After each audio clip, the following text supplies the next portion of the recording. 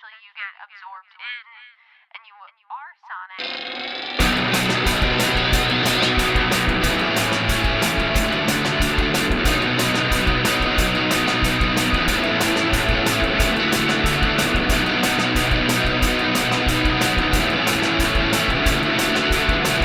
Greetings, mortals, and welcome back to No Repeat, a podcast where we pick 3 psalms every week with no repeats and no do-overs to create a haunting playlist for every occasion life throws at you. Joining me are the other members of my coven, Tyler Reed. Dear Diary, mood apathetic. And Sean Evans. All right, I promise we'll stop doing the weird, creepy voices now. But Tyler, what was our challenge this week?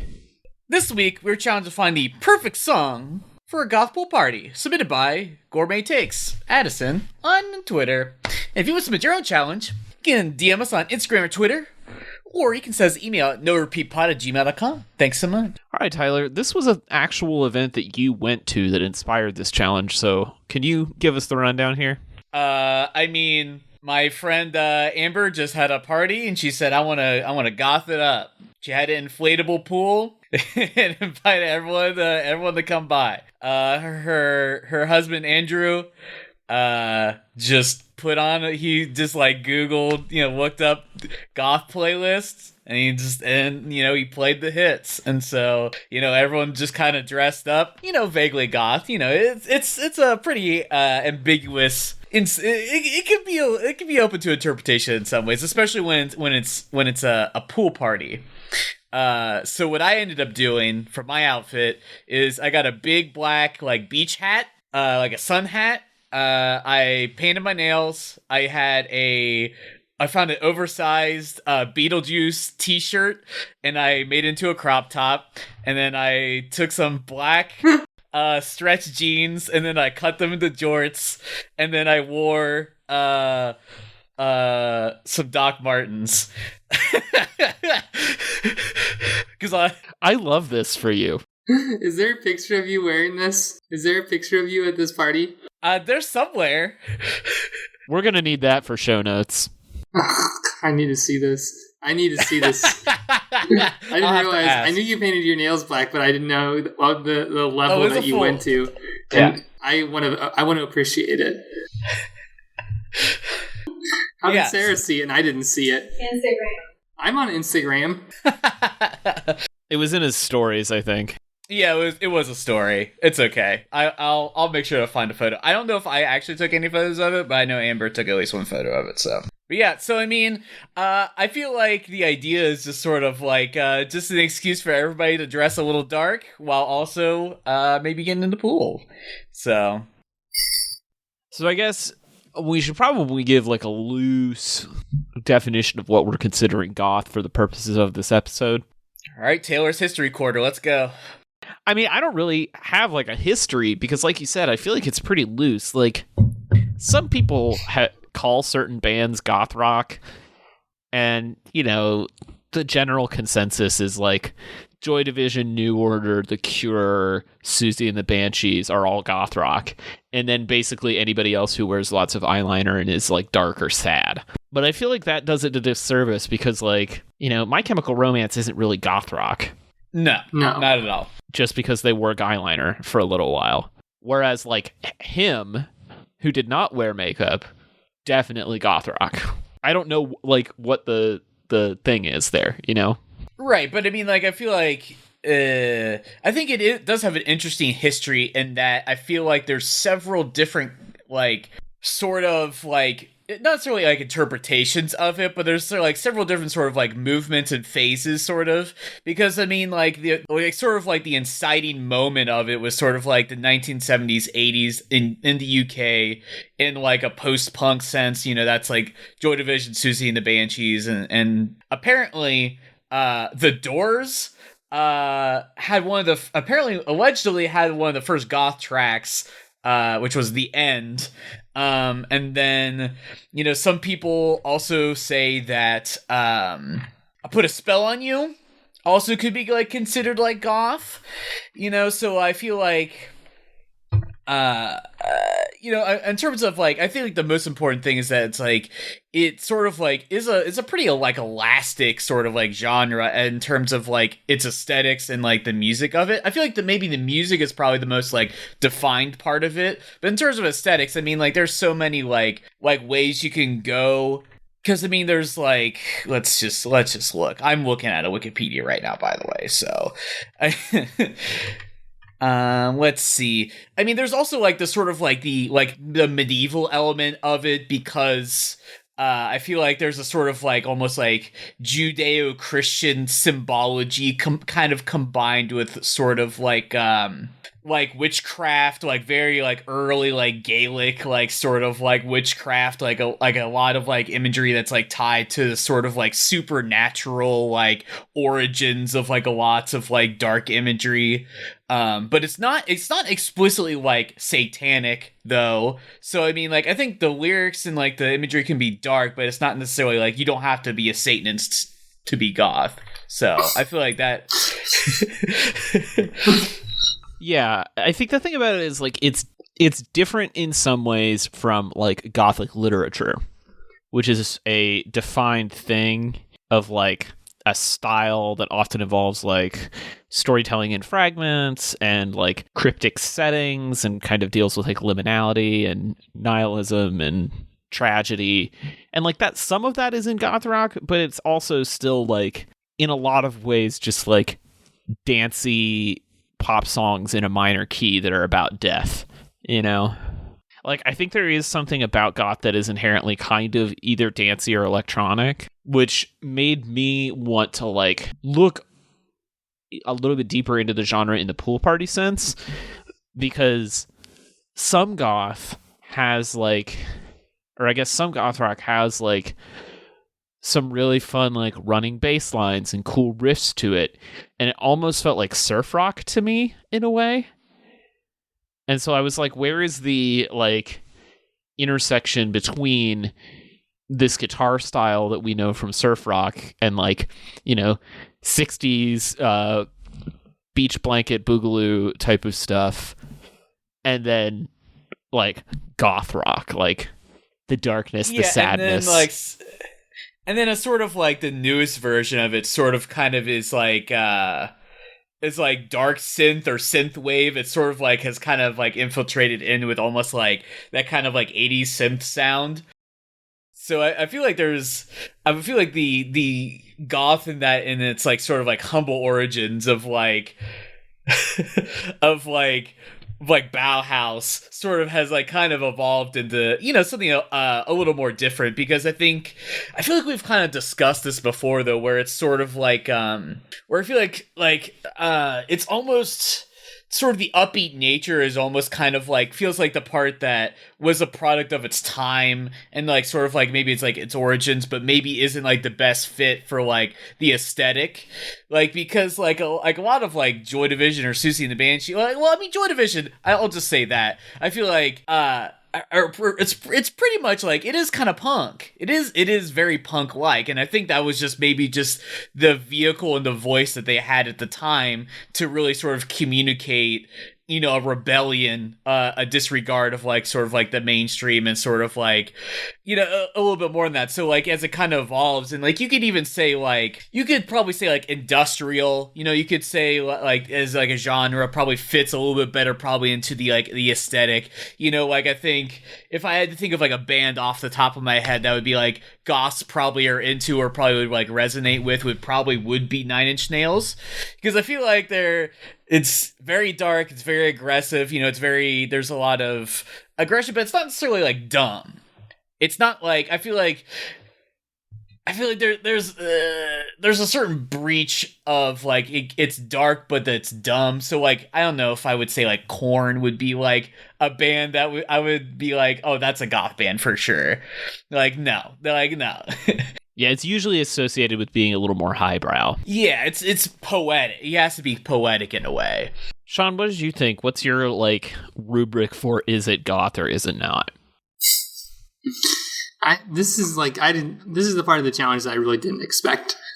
Like yeah. To be fair, I'm just riffing. I'm riffing on this because I think it's fun to talk about genre. So,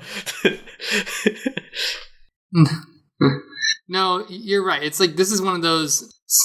What was the last challenge that we had where was it gangster rap? Okay, I was not expecting Goth Pool Party to be a gangster rap genre style investigation. No, I wasn't expecting it either. Like it ended up being. So honestly, first impression, I just thought about South Park. Like that's just where my head went because I feel like there was like a couple goth kids in band. It's weird that they say goth kids. Like it's like something that you grow out of, right? Or maybe you don't. Oh, I know exactly who you're talking about. Talking about Morgan. Yeah, you know what I'm talking about. But there was always like some people that experimented with goth for a while, or they like took elements of goth into their wardrobe, but nobody really like fully embraced that classic goth. Yeah. I feel like in high school you're like, I sure do love The Nightmare Before Christmas. And that was like, that's like your starting level. That's like your starter pack. Right. But so I think that's kind of the more I looked into it, the more interesting I thought it was, because when I think of goth, I think about metal goth. Like, not really like, and it's almost not even goth, it's like horror metal. And how that kind of like, during at least my upbringing, that was kind of like, goth was not like electronic and drum machines and stuff. It was like heavy. And yeah, so it was weird listening to more classical goth. And like, I went with a very classic pick. I think I'm going to be the first one to say I didn't dive too deep because I was like, oh, I like this song. I like this type of music, apparently. So let's see what it was. Yeah, that's kind of what it is. I don't really have much historical things to say, but... Sure. I also don't think it has to be too complicated. I really do feel like... I think for me, when I was... Just to speak about the challenge, like...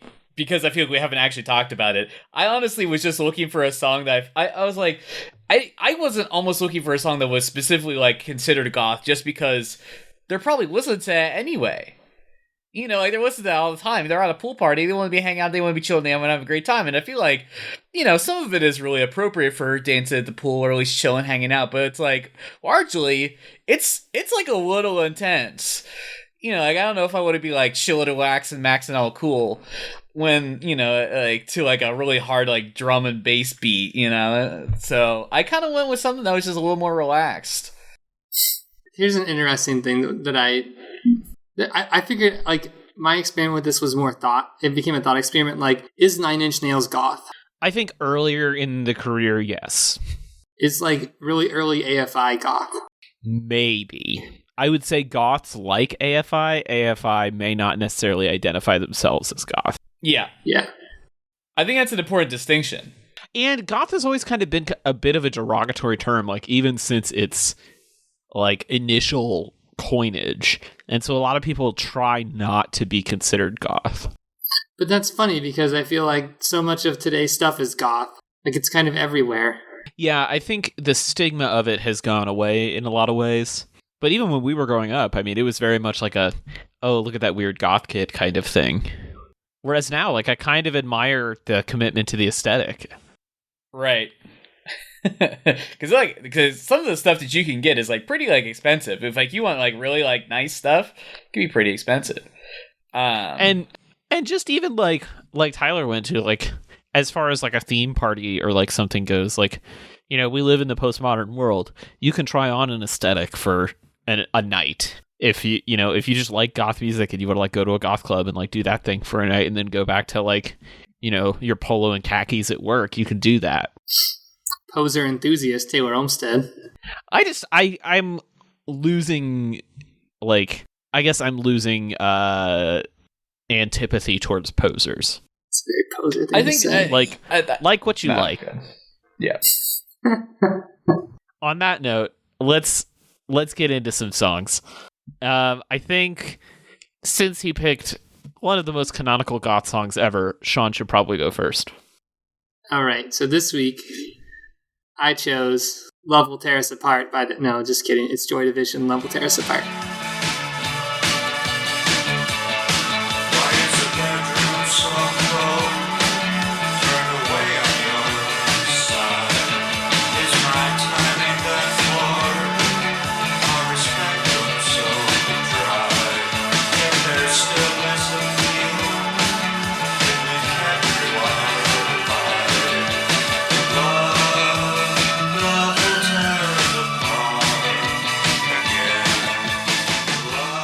The funny thing is, when you look at Joy Division, they don't even really look that goth, right? They just look like working class white people with like tucked in shirts that are, earth tony colors. It's not like they just don't embody what I think of goth, which is that like punk, but really over enthusiastic punk. I mean, that's like what early emo was like too. It was just dudes in sweaters. But let's talk about the song. All right, because that's what we're here for. It's sad. Surprise. But it does have all those like classic elements. Like it's very trebly. It's got the synth. It's got a bass line and very, straightforward drums. You wouldn't believe it by just watching the music video, but when you listen to it, it's very like boom, cat, boom, cat. Like it's very like club drums. It's not, it's nothing to write home about, with an occasional guitar chord. But I think maybe that's what makes Joy Division really good, is because it's basically like inoffensive emo, proto-emo music, right? Like it just is. That synth line is pretty classic too. It's got to be sampled in probably 8 billion songs out there by now. It's Joy Division. It speaks for itself. Yeah, there's a lot to be said about like how simple this song really is. Like when you remember Love Will Tear Us Apart, if you've, built it up in your head as a lot of rock fans have, I think it goes down as like this classic because of Ian Curtis's lyrics, and also like the star text of Ian Curtis is this tragic figure who committed suicide far too young after 2 albums and like basically put an end to this band right as they were on the rise. But it's like Sean said, like it's really just kind of a dance rock track. Like we're solidly in the post-punk era here, and they were making synth-heavy post-punk. But it's that darkness of that Ian Curtis vocal and his depressing lyrics that I think made it into a proto-goth song and get it like associated with this genre. And I think the danciness of it like makes it catchy enough to play on radio. It makes it catchy enough to play at a pool party. Like people will dance to this song. It's not like necessarily the kind of dancing that you may see a lot of today. Like nobody's twerking to this, but there's some solid new wave dancing that you can do to this. Get a little, I wouldn't say a pit, but like, you could get a little aggressive to it if you wanted to. The thing that I forgot about this song though is the intro. The intro to this song sounds like it could be like The Who. It's like classic rock chords until that synth comes in, and I just kind of forgot about it. I assumed that the song started at that synth. I think that's why I wanted to pick it, was because I feel like it doesn't feel like how I thought about goth music. Like it's not that dark. Besides lyrically, the drums sound a little different. Like it doesn't sound like that. I think that's how I feel about goth music, right? It should be, in my mind, I had a misunderstanding of it being like super dark and very, very sad, but in fact, it's not all like that. It's actually fun to listen to. Like, it's kind of kooky. It's like if Beach Boys was sad sometimes. Like, so. Yes.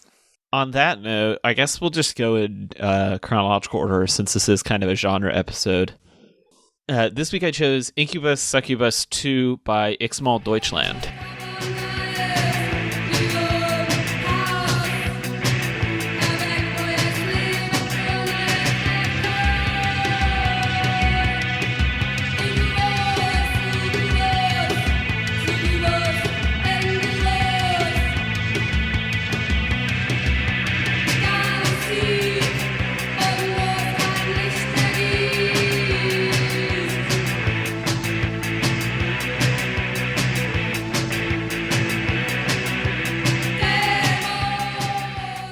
Exalted Witchland was a like post-rock or post-punk new wave band, sometimes associated with goth rock.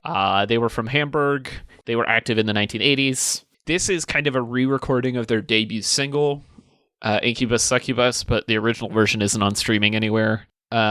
This song was fairly successful at the time, but they did get some negative press saying they were just German copycats of Susie and the Banshees. I don't really feel that. I feel like they have enough of a distinct sound here. I like the synth elements in here that take it from being kind of just a straight four on the floor rock song into something a little more experimental and weird.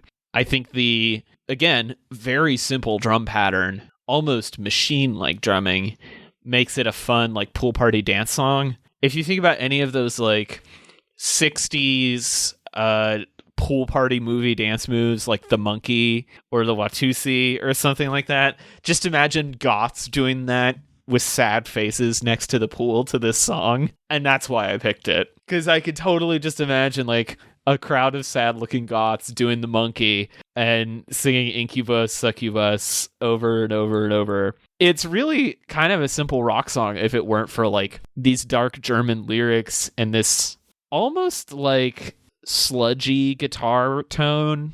Like, I don't want to call it sludge, but it's really the only thing about this song that gives it like any sense of heaviness. Otherwise, it's like female vocal harmonies and dance drums.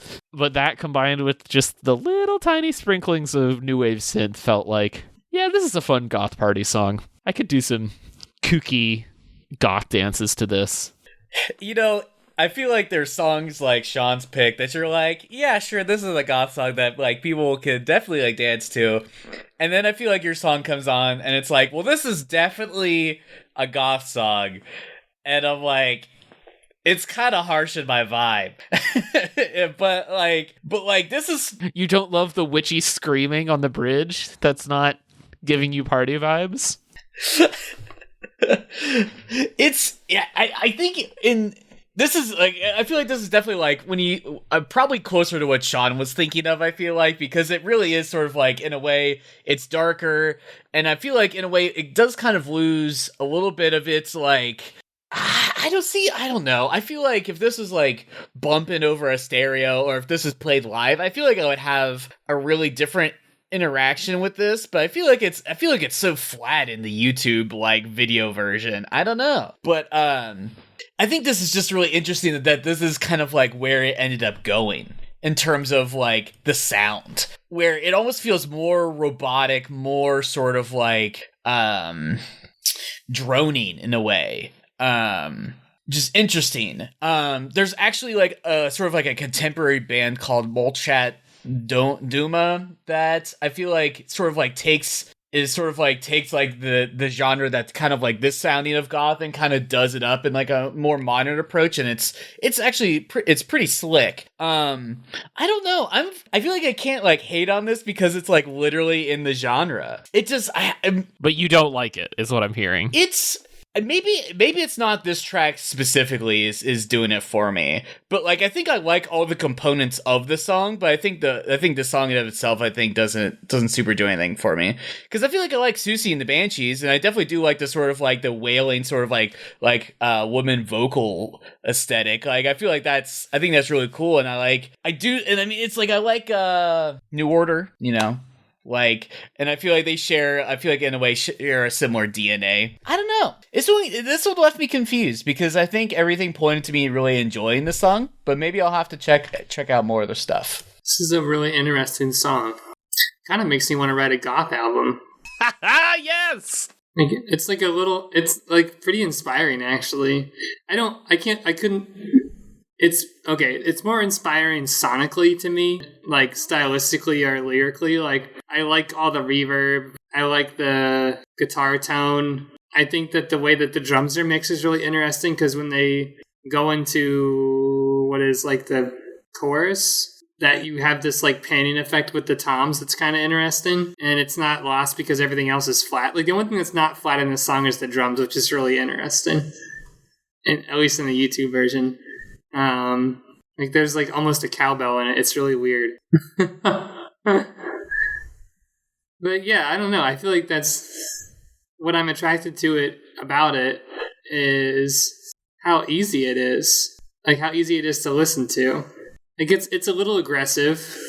It's not smooth jazz, that's for sure. Yeah? But it's not offensive. Yeah. Interesting pick.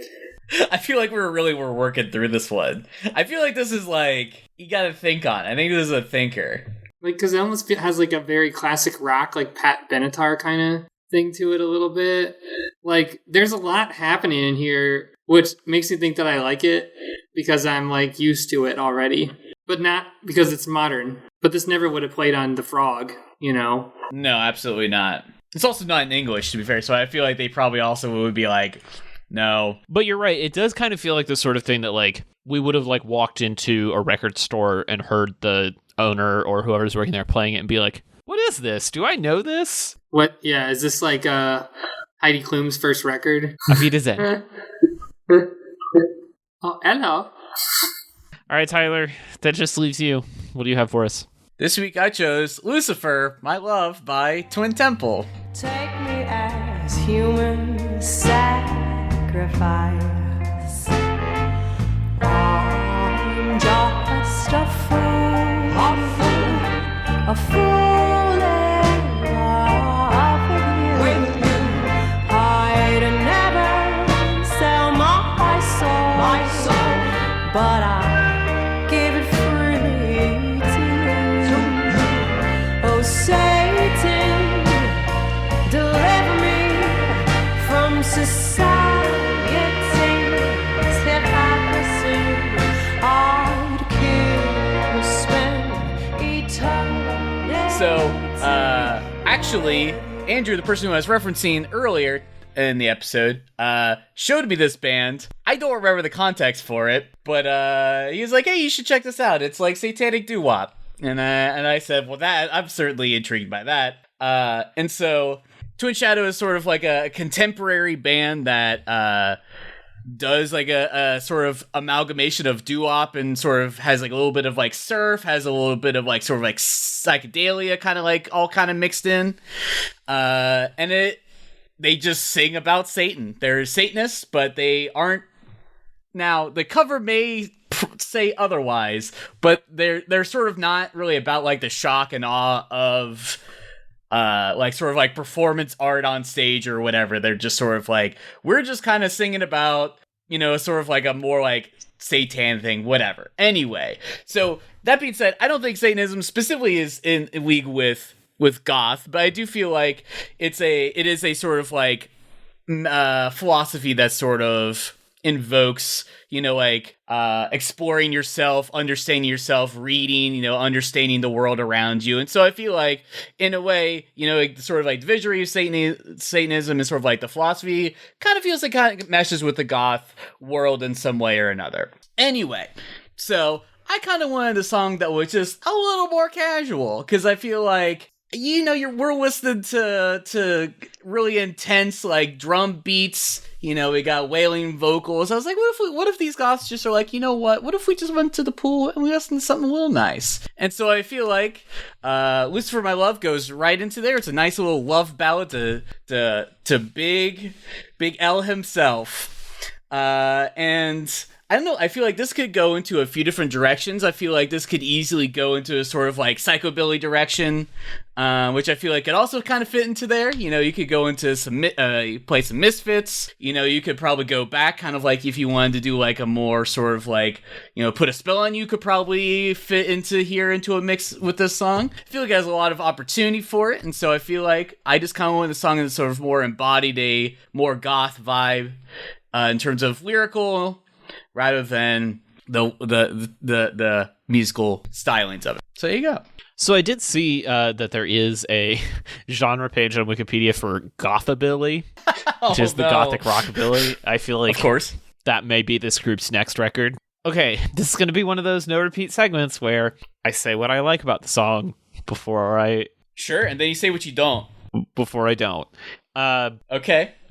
Her vocal is awesome. It's classic, like, female doo-wop vocal. It has that, like, old soul sensibility that Zooey Deschanel brings to She and Him, but in a good way, not in the like later She and Him albums where it's like corny and overdone. I think the arrangement here is solidly within genre. Like, it's doing everything it needs to do. All of the people playing on here, the backing musicians are tight. The groove is really good. My problem with it is it's a little too typical, and that would be okay, except that it's also a little too long. Like, I enjoy the sassy spoken word bridge in a 50s style doo-wop or pop song. The problem is you can't do that when you have a song that's already 4 minutes long before you get to that. Because I do think it's a very funny bridge. The line, Satan, you're a much better kisser than Jesus. Very funny. But you're so far into this song by this point, and then there's still a whole nother minute afterwards. It repeats itself a lot, and it doesn't it doesn't do anything interesting. It doesn't vary on the theme. There's not even a dynamic build, which when you listen back to like a Frankie Valli and the Four Seasons track, those songs are structured very similarly, but they build a lot better, or they have breaks in them where they're like, and here's a samba break, and then we're back to the rock and roll. And I guess that's what I wanted out of this, was like, justify your 5-minute length, because like Sean would say, it doesn't earn it. Accepted criticism. I would also say it's too long. What a weird song. A beautifully weird song. It kind of reminds me of the Heartless Bastards. Oh, yeah. I haven't thought about them in a long time. I know, right? Because you haven't listened to them before, and now you're like, hey, Tyler, you'd love the Heartless Bastards if you love this band. All right, let's take a look. They're not as goth. They're more westerny. It's fine. Sounds great. Yeah, I don't know if this is goth or not. Oh, absolutely not. Like, I like that they take some of the iconography, and I like that there's like, it feels like it's goth because you're telling me that it's goth, and I don't know any better. Oh, I'm not saying it's goth at all. I'm saying that like people who enjoy the darker things of life will be like, yeah, I could get along with this. Yeah. No. I'm not saying that you're not tricking me. What I'm saying is like, it's like going to the ice cream place and they're like, oh, we have sorbet, and you're like, oh, okay. I'm that guy, you know, like. Like, there's no cream in this, you loser. I'm like, yeah, but it tastes like lemon and it's hot outside, and that's what I want. But it's good. It's like odd but good. It almost, or what's another? Oh man, what's that band I picked that's like hyper funk? Oh yeah, I forget who, but I know what you're talking about. You know what I'm talking about? Yeah. Hyperfunk is the next wave of hyperpop. I can't wait for that. And Hiatus Coyote. Okay, that's right. I don't know if it's Coyote, that, yeah. And this is probably the hyper goth, where it's like, we talked about it on Billy Joe Armstrong, but like maybe this band might be like between the Buried in Me of goth, maybe not technically, but they just like steal from everything. And I appreciate that. I kind of like it. That's what I mean. Like, it sounds like I really don't like this band, or maybe that I don't even think the song is too long. Wow, I am blown away by that. I think it works. Yeah, because it kind of like, it dances. Yeah, it's nice. When I was listening to this, there was no part of me was like, is it over yet? You know, Taylor's song, I was like, is it over yet? Even my song, I was like, okay, we're done. But this one, I was like, no, this is... Just keep going. I feel like if I had to say anything about the length, I feel like it's this sort of like song that's like kind of like you're dancing with your sweetie being Satan. And you're like, God, I wish this would last forever. I just need the song to last another moment. Because once it's over, then we'll have to leave or whatever. You know, I don't know. Where did that not today Satan come from? That's it's a biblical thing. We don't need to go there. Oh, okay. But is there like an opposite one that's like, hold me closer, sweet Satan? I think that's what they're trying to do here. Yeah. Okay. They do have a very funny quote on their website. They say, it was just a crazy idea. Why can't you love Roy Orbison and hail Satan at the same time? There you go. All right, and with that beautifully poetic words of wisdom to live your life by there,